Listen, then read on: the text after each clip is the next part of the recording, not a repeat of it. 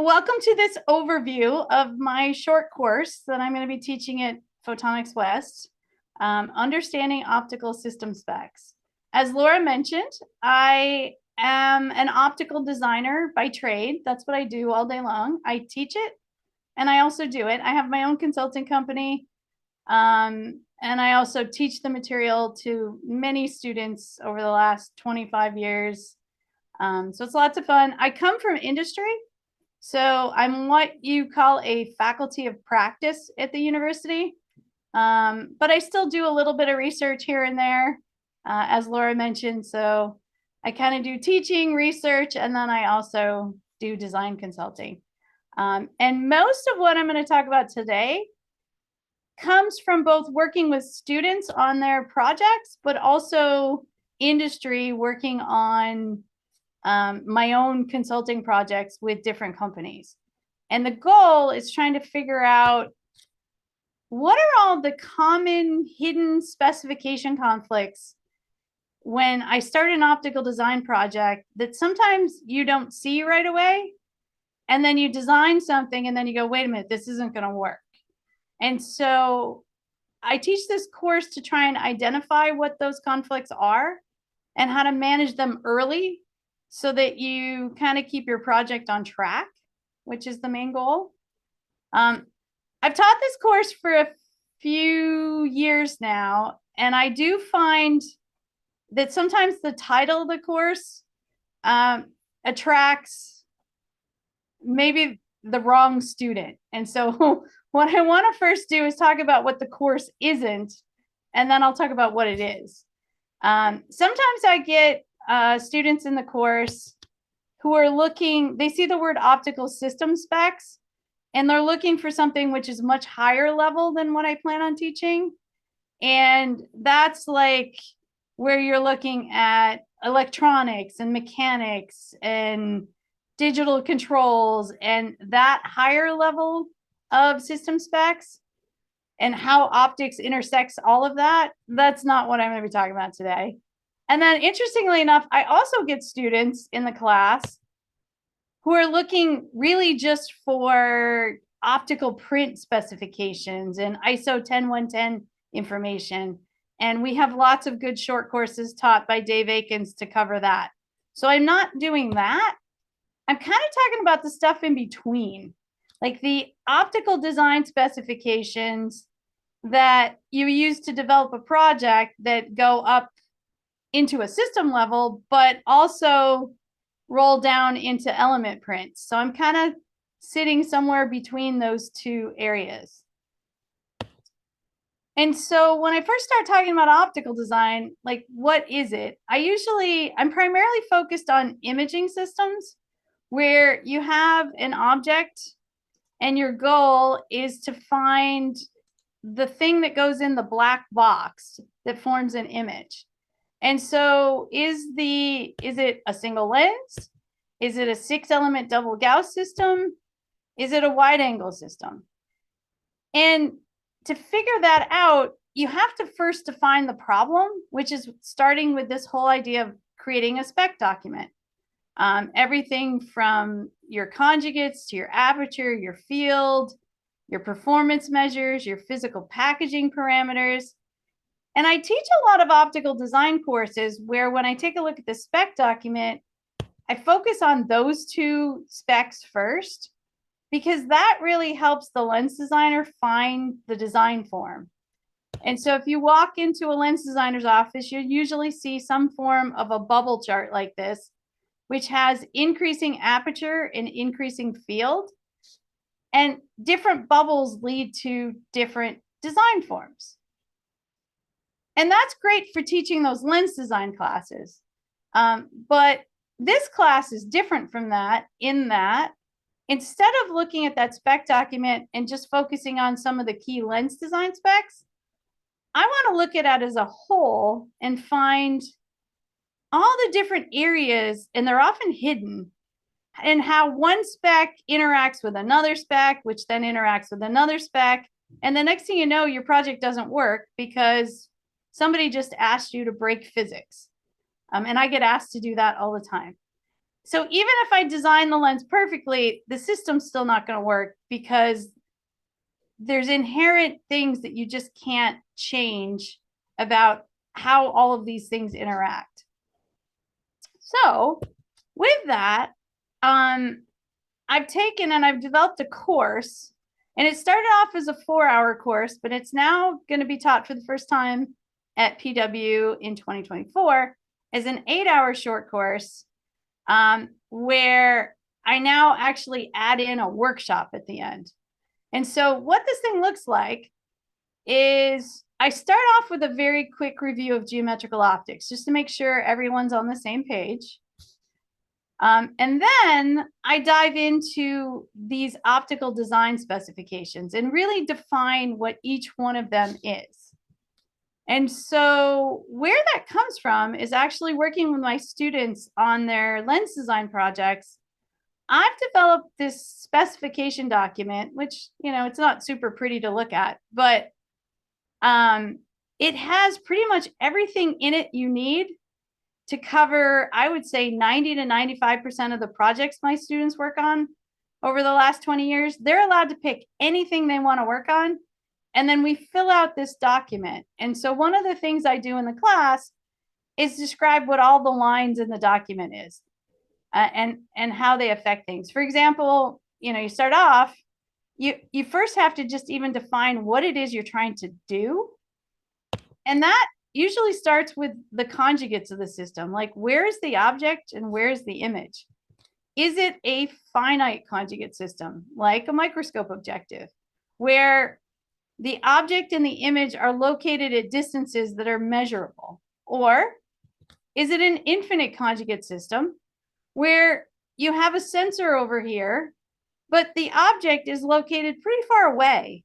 And to give you an idea, you know, even your cell phone camera, for that type of a camera lens, maybe like 5 or 6 inches is infinity. And so most of what we design is actually infinite conjugate systems, but occasionally some finite conjugates show up. And then there's a third class, which is like a telescope or a beam expander. This is an afocal system where the object and the image are both off in infinity. And so you have to define, okay, where are your conjugates? Then once you've defined your conjugates, then you can dive down into that area I was talking about earlier, which is the aperture, field, wavelength. And so we talk about different types of specifications, define how you measure them. For example, F number, like in photography, numerical aperture, like on microscopes.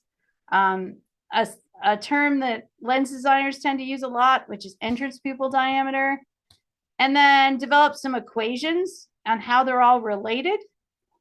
And then also talk about why this is important in terms of, you know, it determines how much light you collect from an object, and it also establishes a resolution limit to the system, which we'll talk about a little bit later. So once you have your aperture specification, then different ways to specify the field of view, object size, image size. Is it an angular field of view? What type of light source are you using? Is it monochromatic, polychromatic?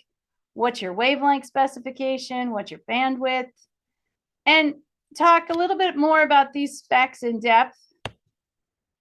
And then we go through the rest of the spec document in pretty good detail, like focal length, mag, zoom, object distance variation, sensors, like what makes a good and bad sensor, how you define the size, the pixel size, the Nyquist, optical performance measures, different ways to measure a lens design. And then lots of other stuff that really impacts this whole managing conflicts. So telecentricity, chief rate angle, packaging, working distance. And I go through all of these in good detail so that when we're ready, we can now dive into what I call my top 10 list. So finding and managing the top 10 spec conflicts that I run into every day working with customers and how I manage them. And so those are all listed here, just as a little preview. And I'm going to go through a couple of these, and then the rest I do in the class. So I'll do a couple today. And let's just do the first two. So aperture wavelength versus diffraction limited resolution, and then how that diffraction limited resolution impacts your packaging.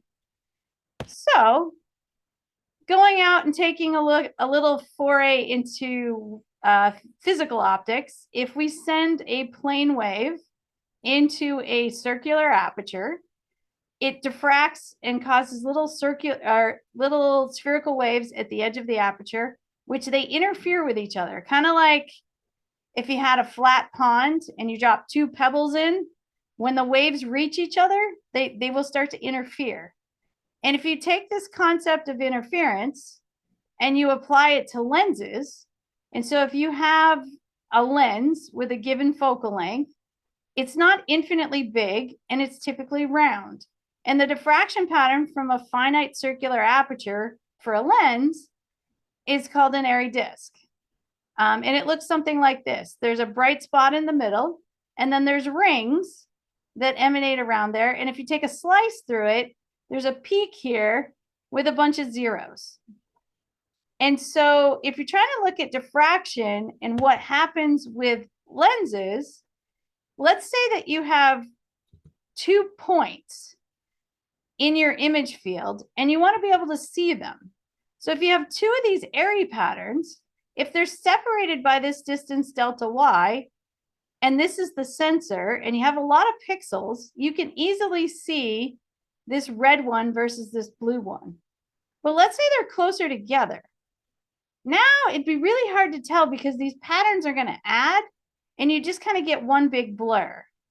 And as you pull that apart, when the peak of 1 overlaps the first 0, there's a criteria that we use in optics called the Rayleigh criterion. And that's this delta y separation. And it's directly related to the wavelength that you're using, lambda, and the F number that you're using. And so if you want high resolution systems, you want delta y to be small. And so what that means is you want your wavelength to be small, or smaller wavelength versus shorter wavelength versus longer wavelength. And you want your F number to be small or your numerical aperture to be big. And I find a lot of times people will come to me and ask me, and they'll say, okay, I'm going to use this light source, this lens with this F number, and I want this resolution. And it's very easy to take this equation and do a cross check to make sure that we're not trying to break physics, because diffraction limits my system performance, even if I've designed the lens perfectly. And so let's say that we take a target, something like this, where you can easily see all of the lines, and we run it through 2 perfect optical systems. So they have no aberrations. They just have specifications for F number and wavelength. And diffraction kicks in, and the question is which one of these is going to give the better image? So we have an F5 system in the visible at 500 nanometers, and an F20, so a much slower system, in the infrared at 5 microns. And so if you plug that in and you do an image simulation, what you find is that the visible system at F5, I can easily distinguish all of the lines in my object. But now, because of diffraction and that overlap with those airy patterns, if you look at this bar target, when you go all the way up to here, you can no longer distinguish whether or not, oh, is there 3 lines there, or is it kind of just one big blur? And so this is a big driver for a lot of the resolution criteria for optical systems. And so you can't ignore diffraction. Another example of this is an old example, so I apologize if we have any young ones on the call, but I remember a day when we used to have CD players, and I still actually have a DVD player, or actually it might be a Blu-ray at this point. But what was the goal of all 3 of these systems? Basically, there was some disk that was holding information in tracks, And to read this information, you need a lens system with a really small spot. And so the question is, how do you make that spot small? Well, you need to use short wavelengths and high numerical apertures. And so if you compare these systems, you will see that the numerical aperture goes up. And interestingly enough, the wavelength went from red to blue. This is why it was called a blue ray. And so when you went to blue, that 405 nanometers, that gave you almost a factor of 2 increase in resolution from the old CD players, which means that, wow, we can store a lot more information. And so that means the quality of the image when we read it back looks way better. So, you know, this equation is one of my first go-tos. Now, the problem with that is, okay, you say, well, okay, now I'm going to use this wavelength. I want this resolution. So now I'm going to dictate a lens that has a particular F number or numerical aperture. Great, but that numerical aperture and F number now have a cascading effect, for example, on the package size. Because to get this NA and F number up, you need to increase the entrance pupil diameter, which increases the physical diameter for a fixed focal length. Well, then you might say, okay, well, do that and then change the focal length if I want to make the package smaller. So I'm going to decrease the focal length. The problem with decreasing the focal length is that the next 3 conflicts all tell you what the focal length should be. And so if you go ahead and try and change the focal length here, it impacts what's going on up here, which ultimately impacts your performance.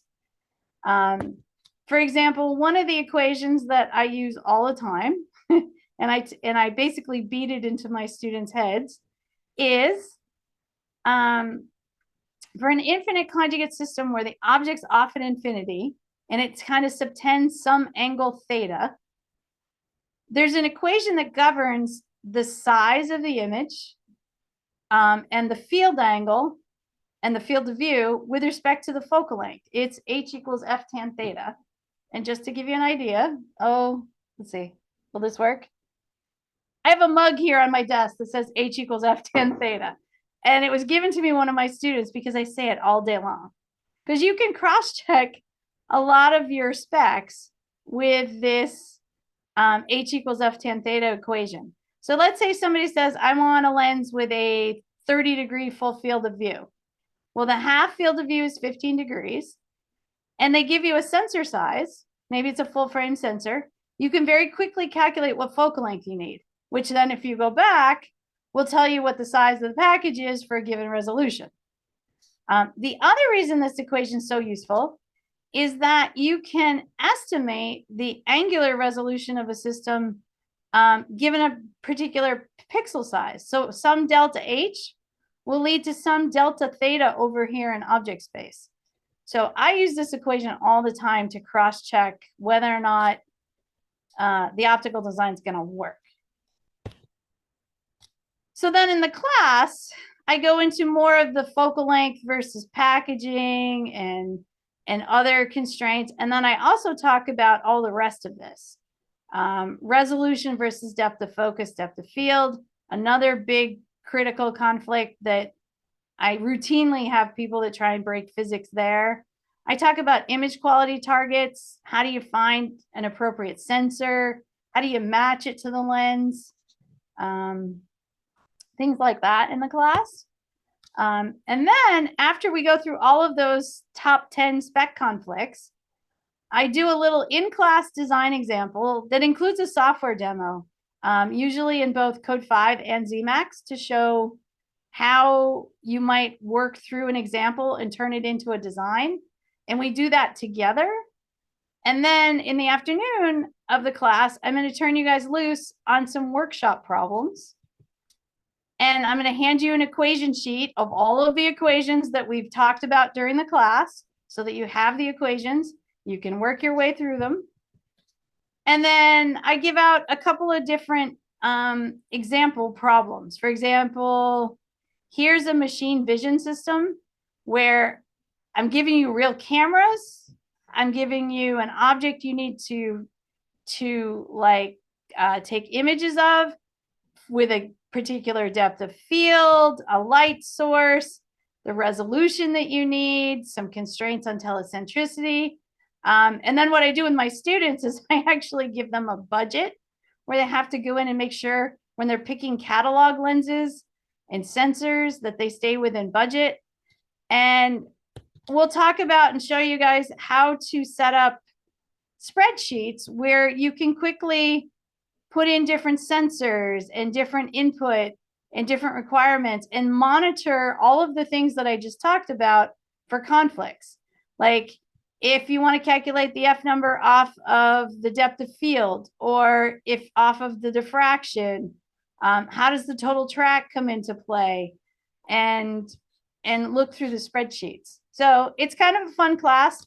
I have tried it once where I split people up into groups and work through the problems. And I found that after teaching the class, the actual practice of working through the problems is hugely beneficial to the students because you get to apply what you just learned.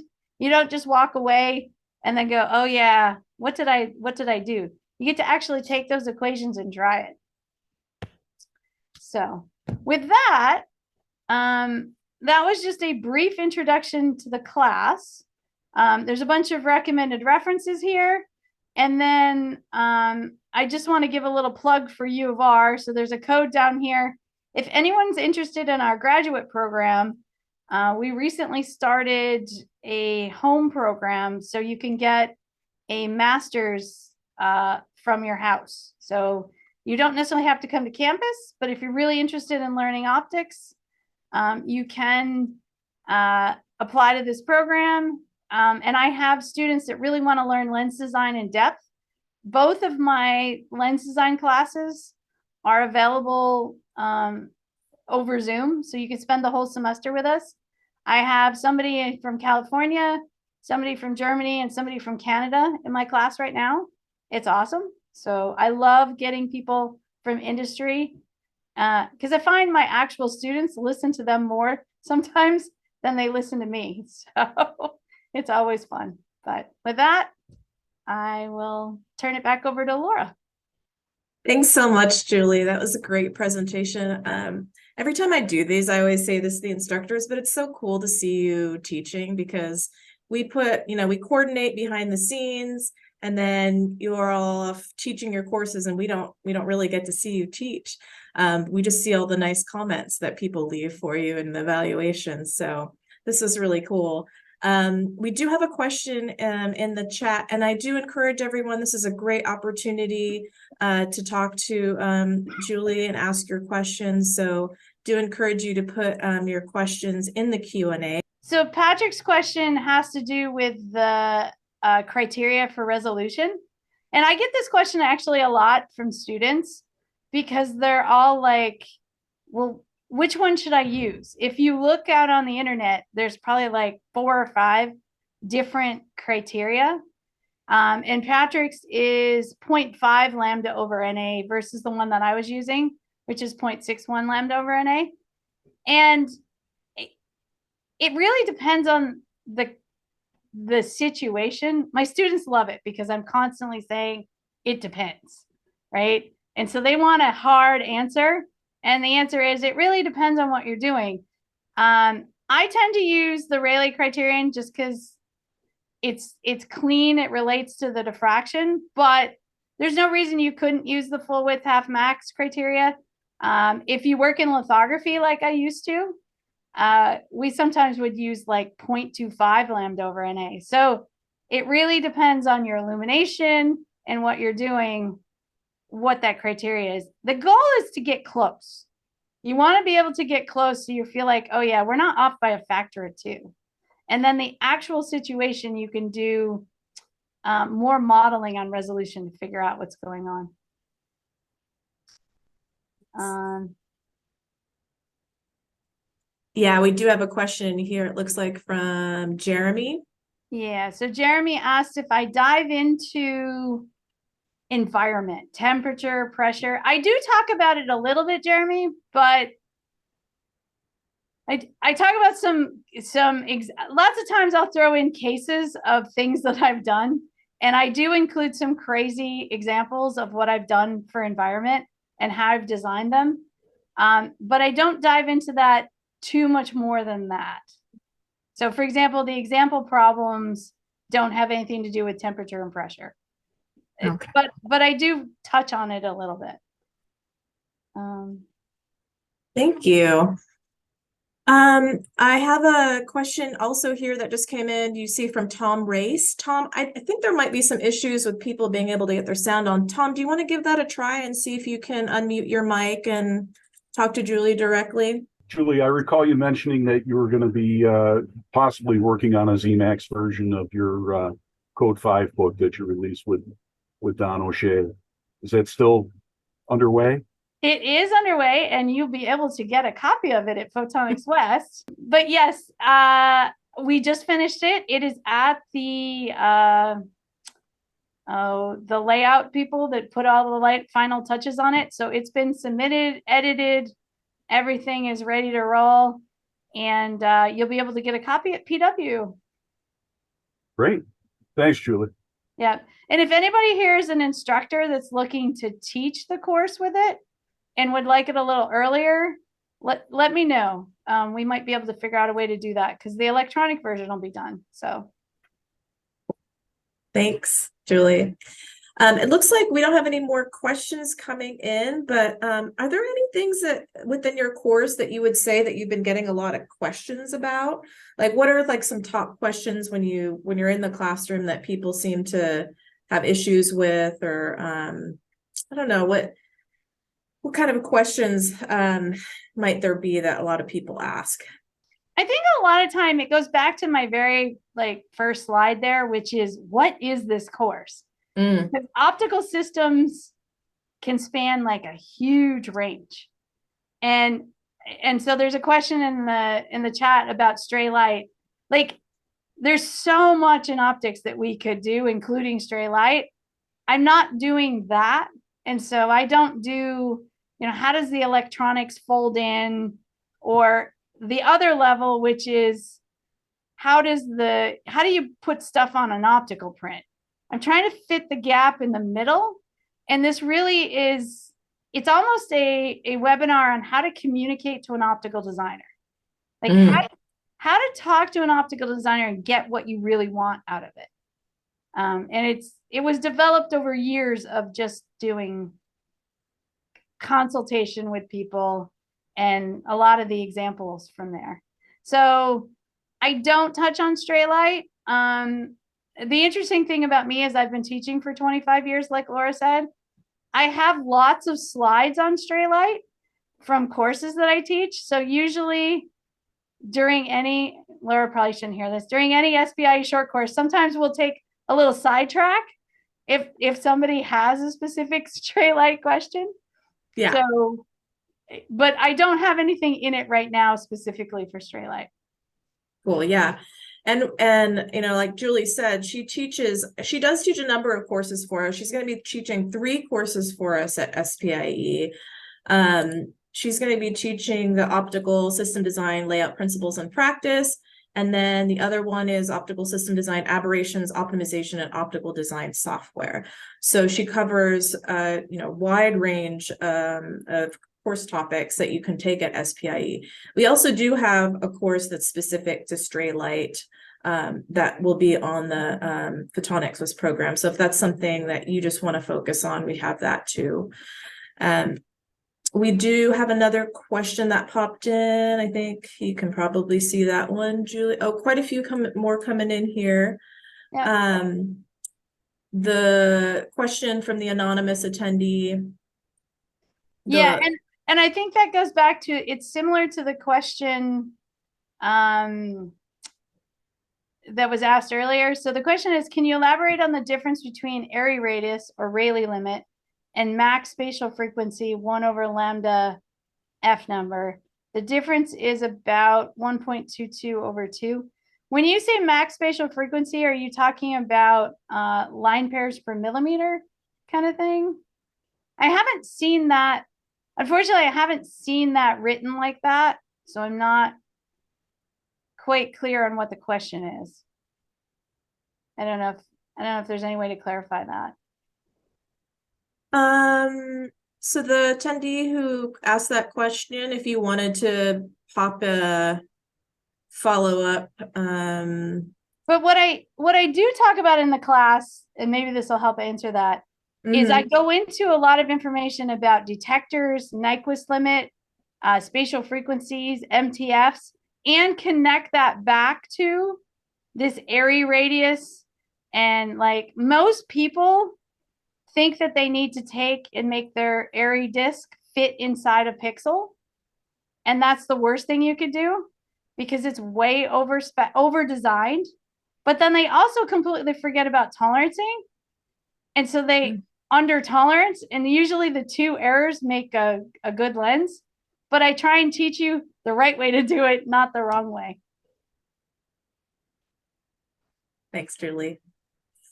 Did you see there's another nice comment there from Tom who's interested in purchasing your ebook. Thanks, Tom. Well, I don't know if there's any other questions here. I didn't see the follow-up from the attendee about the question that they asked. This is a great opportunity to talk to Julie before Photonics West. So if there's any last questions, now would be a great time.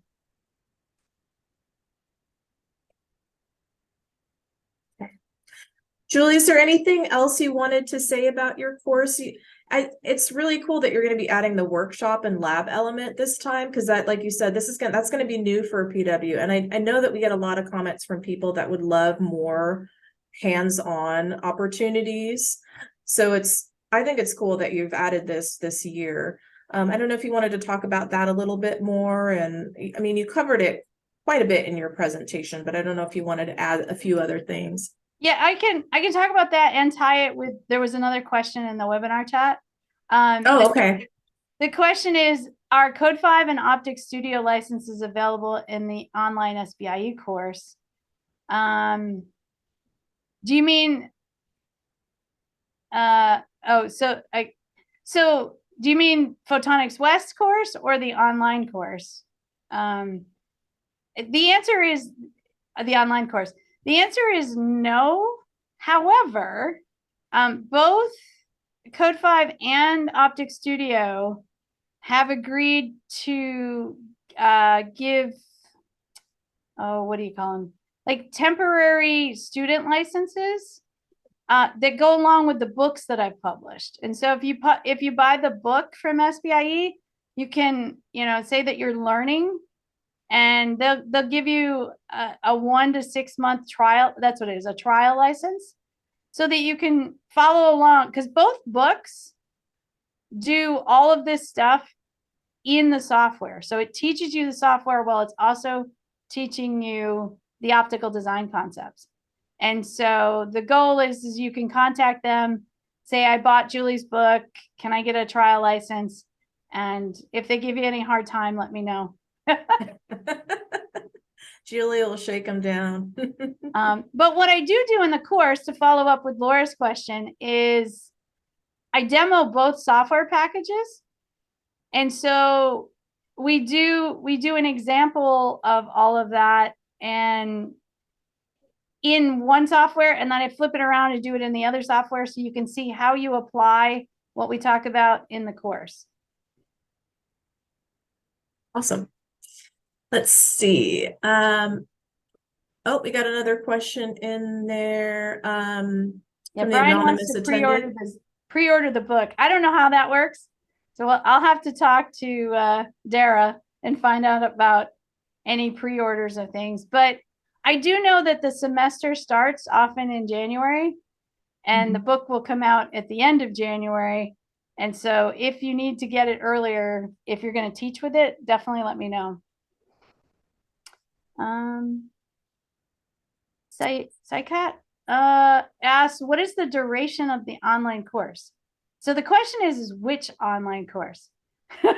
Right. So I haven't taped the, I know Felicia's begging me to do this, and I'm going to try.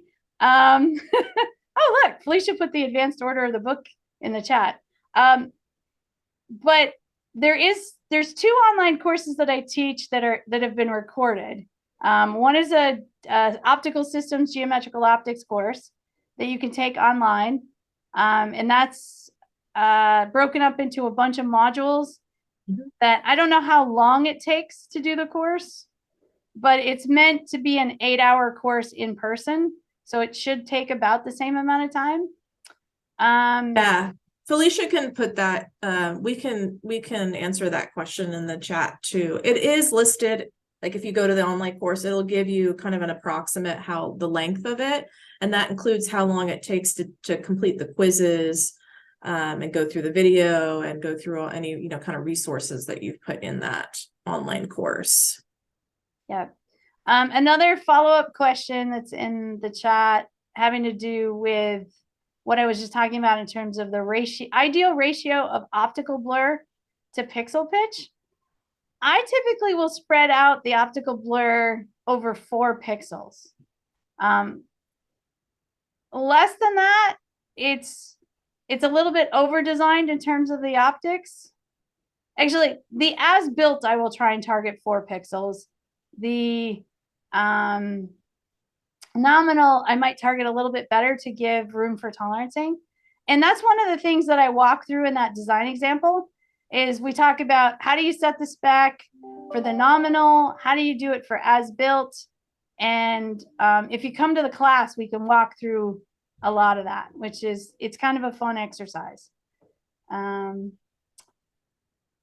Let's see. Somebody asked, what are the main differences between Zemax and CODE V? They both do very similar things. There's a lot of differences in the layout, and I show kind of what the differences are when I walk through it. I personally have access to both. Many people only have access to one, but there's a few of us out there that are bilingual, and I happen to be one of them now, especially after I've written both books. But both books have the same content. They just show you how to do it differently. It's kind of like, do you know 2 languages? Do you know English and Spanish, or Italian and German, and the sentence structure? You know, it's all about learning the sentence structure. Let's see, another question. What is the duration of the online course? I think I kind of answered that, which is it should be close to 8 hours. Another one, Felicia just responded. It's about 9 hours. 9 she just hours. responded in the chat. Yeah. And then I think somebody else asked about how do you register for the course. So and Felicia just responded to that. Great. Yeah. And then another question. In your course, do you also talk about defining specifications for different sensor types like monochrome and RGB sensor? I don't get into that level. We talk a little bit about telecentricity and why we use telecentricity and the different colored pixels. So I touch on it a little bit, but I certainly don't dive into it in detail. Great. Oh, this is funny. I'd love to know who the anonymous attendee is. They're asking, what do you think is currently missing in optical design software, and where do you see improvement potential? Very interesting. So CODE V and Zemax are not the only software packages out there. There's quite a few other ones. They just happen to be the 2 that I know the most. I actually started learning on Oslo. And I told my students the other day in class that Oslo has some really nice features to it. I think there's a lot of different software packages, and they all have really good areas. And if you have access to all of them, you would use that software package for that thing. In terms of what's missing, it's hard for me to say anything right now because both packages do pretty much what I need them to do. And they're almost too fast. I mean, I've been designing lenses for, too long, over 30 years. And I remember the days where you used to try and run a optimization, and you'd walk out of the room and go get lunch and come back. And now I physically have to make my students slow the program down so they can watch what it's doing. Oh, And wow. so it's almost too good at what it's doing that they start to lose some of the learning as it goes. I do have a student working on replacing me and optical design software. No one can replace you, Julie. Well, you never know. I mean, I have a very, very good PhD student right now who's working on AI and neural networks and trying to look at the optical design problem and basically replace lens designers. But he's really struggling because even just getting it to do simple tasks, he's like, I know this should do this, but I can't get the AI to do it. So it's an interesting problem, but yeah. They're coming fast. The questions are starting to come in. Yeah. Usually once people start asking questions, and once it opens, then everybody asks, right? Yeah. Matthew asks, do you ever incorporate optical coding design into your design considerations? I don't go too far into the coding space, but I do talk about specifications like transmission and having beam splitters and high angles and what that could do to your lens designs. But it's not, I've certainly have had projects derailed because of codings, but it's not one of the top 10. It's in the next grouping. And so I usually in this class just talk about the top 10. I love the next question. Is a telecentric system considered an infinite conjugate system? And the answer is it all depends on where your object and your pupils are. And I've had two people nearly come to blows over this question, like where they're arguing till they get red in the face and they're really angry. And the reality is they're talking about the same optical system. The only thing that has changed is where is the object. So if the object is at infinity and the image is at infinity, it's an afocal system. It's infinite conjugate on one side. If the pupils are at infinity, then you call it telecentric or doubly telecentric. And you can use the same lens system to do both of those. You just have to switch your aperture stop and your object image location. So the answer is it depends.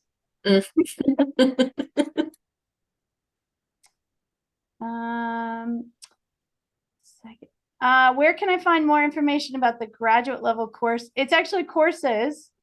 And that you can just go to the Institute of Optics webpage, or if you're really interested, I stole this. I'm not good with these. There's a QR code here that if you snap will take you right to the graduate page for the Institute. And then they also asked, you also include micro lens design. I do talk about the micro lenses and the impact they have on, like, a lot of people, like, you used to design camera lenses for film, and you could care less what the angle the rays were going in to the film because the film didn't care. Modern digital systems, these micro lenses really have a big impact into how much light gets into each pixel, and you have to match your lens to these micro lenses. So I do talk about that in the class. There's a couple of questions that popped up in the chat that I'll go ahead and read. Okay. There's one from Jeremy Nesbitt. Do you discuss specification challenges, conflicts in regards to environment? For example, temperature and pressure. Yeah, I think I answered that one earlier, Laura. Oh, you did? Oh, okay. Yep. Sorry. I snagged that one. And then most of these. There's one about I think the very last one's the only one I haven't touched on. Optical microscopes. About the optical microscope, do you cover it in your courses? I do cover that in the optical system design first order layout. I talk about what it takes to put a microscope together. I also, if you were to take my full semester long courses, my poor students have spent the last 6 weeks designing 3 microscope objectives that some of them have spent more time than they ever wanted to doing it, but they learned a lot. And so it really, it depends. But yes, I touch on it in the short courses, and then I also talk about it in my full semester long courses.